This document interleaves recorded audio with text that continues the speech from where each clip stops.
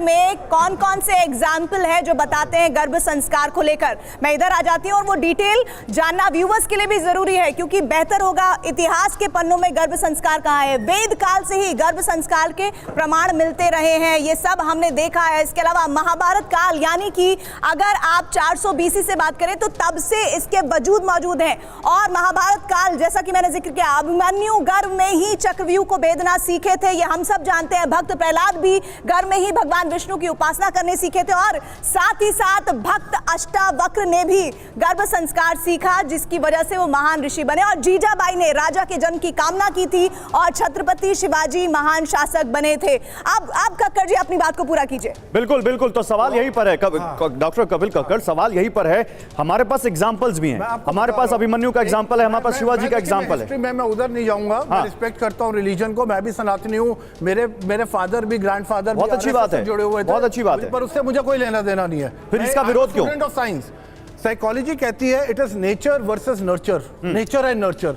Nature क्या है? आपका डीएनए जब बच्चा पैदा होता है, कहाँ पैदा हो रहा है, उसका क्या डीएनए है। नर्चर क्या होता है कि आप उसको क्या रेयरिंग देते हैं। जब वो बच्चा प्रेगनेंसी के बाद, जो चीज आप पैदा होने के बाद कर रहे हैं वो पैदा होने से पहले कर रहे हैं, तो दिक्कत क्या है इसमें? हाँ जी, मुझे अगर पैदा होने के बाद भी आप उसको अच्छी शिक्षा तो देते ही हैं। देखिए, अगर आप मान लीजिए किसी क्रिश्चियन महिला को कह रहे हैं कि आप फलाना मंत्र पढ़िए, हाँ, जिस धर्म कहां से आ गया, देना नहीं, उसको समझ नहीं आएगी, आप उसको कहिए आप बाइबल का कोई श्लोक पढ़िए, वो पढ़े, क्या दिक्कत है? आप किसी को ये नहीं कह सकते। ये नहीं कहा गया हम ये वाला कल्चर, नहीं, आप यहाँ पे मिसअंडरस्टैंड कर रहे हैं, यहाँ मिसअंडरस्टैंड कर रहे हैं। वो संस्था जिसके बारे में अभी गीता जी डिटेल में बताएंगी, वो ये कह रही है कि स्पिरिचुअलिटी से जुड़ना चाहिए। यतिमा भी यही कह रही हैं, वो ये नहीं कह रही कि वो स्पिरिचुअलिटी किसी अलग धर्म से जुड़ी होनी चाहिए, वो उन्होंने ये नहीं कहा। मैं उनियाल जी कुछ कहना चाह रही हूँ। उनियाल जी बोलिए। देखिए, मैं दो बातें कहूंगा।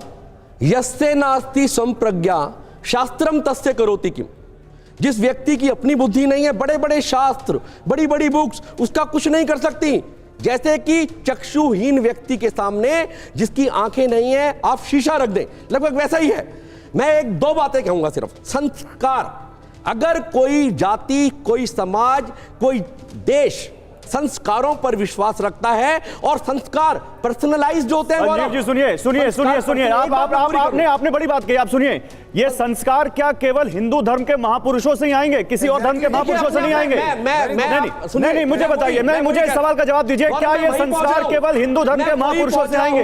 ये एक धर्म जाति के लिए नहीं है, परंतु एक धर्म कहता है। आरएसएस तो हिंदू धर्म के बारे में कह रहा है, एग्जांपल भी यही दिए गए, परंतु दूसरा धर्म नहीं कहता।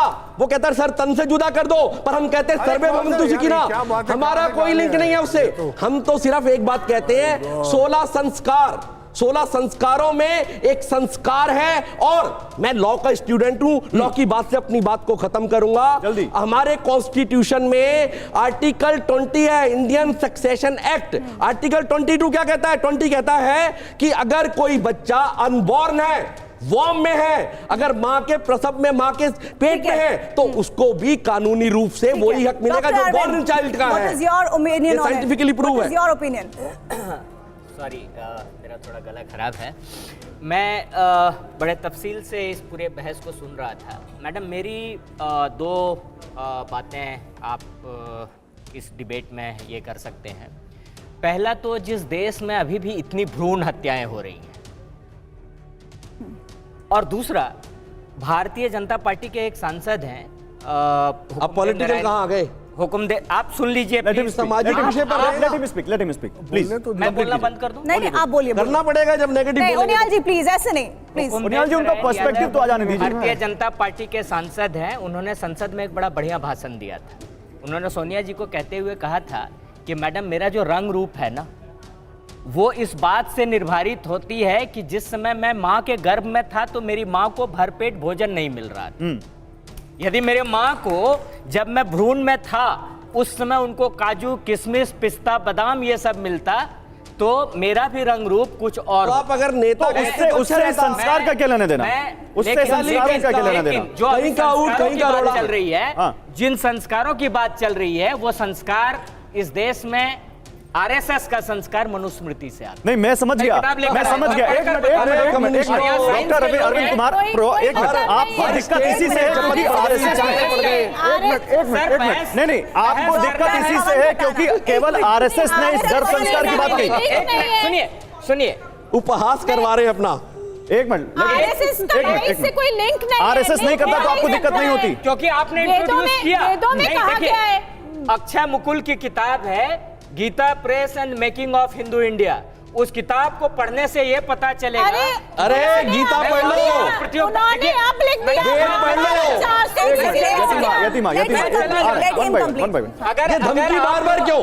अगर आप लोग ये धमकी क्यों बार बार? मेंटेन करने का प्रयास क्यों रहे हो जी? प्लीज इस तरीके का प्रेशर मेंटेन करने का प्रयास तर्क करेंगे, मैं चला रहूंगा।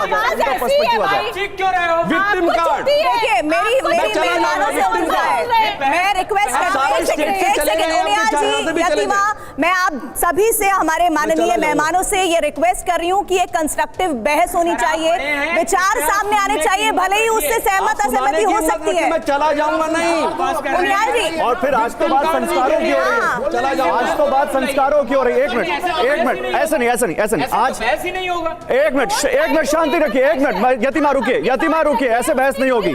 देखिए बात संस्कारों की हो रही तो डिबेट भी थोड़ा संस्कारों के साथ कर लेते हैं, ठीक है? बिल्कुल, और एक एक करके सबके पास आते हैं। आप अपनी बात जल्दी पूरी कीजिए, सारे रेफरेंस जल्दी पूरी कीजिए। अक्षय मुकुल की किताब जो बोल रहा हूं मैं, ये किताबों के संस्कार से आया है। अब ये बताइए कि मैं जब वाद विवाद प्रतियोगिता में आप कहना क्या चाहते हैं, मैं समझ नहीं पा रहा हूं। कहना ये चाह रहा था कि जिस देश में भ्रूण हत्याएं हो रही हैं, हाँ। उस पर ऐसे संगठन को ज्यादा वर्कशॉप करना चाहिए कि भ्रूण बजाय गर्भ संस्कार के।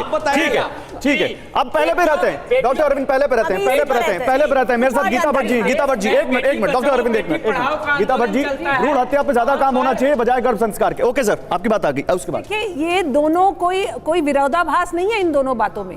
ये कह रहे हैं, पहली बात तो ये है, मैं ये बताना चाहूंगी गौरव जी कि हमारा एक ही कहीं ना कहीं दुर्भाग्य रहा कि हमने अपने जितने प्राचीन ग्रंथ हैं उनको हमने एक मतलब धार्मिक दृष्टिकोण से उन्हें देखा, और कुछ हमारी शिक्षा व्यवस्था इस प्रकार की रही कि इन पुस्तकों में जिस प्रकार का ज्ञान और विज्ञान है हम उसको कहीं ना कहीं देख नहीं पाए, उसको समझ नहीं पाए।